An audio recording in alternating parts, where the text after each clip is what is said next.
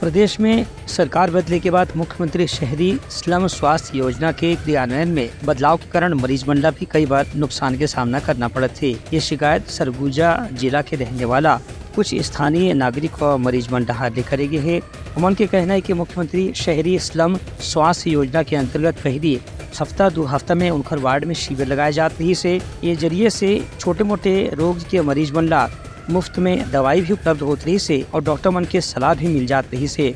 लेकिन अब ये योजना के क्रियान्वयन ठीक ढंग से नहीं हुआ थे। दवा लेने के लिए घबराहट और दर्द बहुत है। चेक उक सब किया लेकिन दवाई नहीं दिया। दवाई नहीं तो बोला आज लेनी है बाहर से। दवा नहीं है, अभी बाहर से दवा नहीं आया है।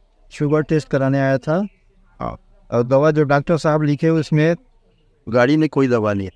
डॉक्टर साहब तो लिख रहा है लेकिन दवा है ही किनके पास। उमन के कहना है कि मुख्यमंत्री स्लम स्वास्थ्य योजना में एक बार फिर से राज्य सरकार का ध्यान देना चाहिए, जेकर से ग्रामीण क्षेत्र में जहाँ अस्पताल के सुविधा हमेशा नहीं उपलब्ध होए वहाँ मोबाइल एम्बुलेंस के जरिए ही लोगन मन ला इलाज उपलब्ध कराए जाए। संगे संग दवाई भी मुफ्त में उपलब्ध होना चाहिए। ब्यूरो रिपोर्ट उदलंघा न्यूज़।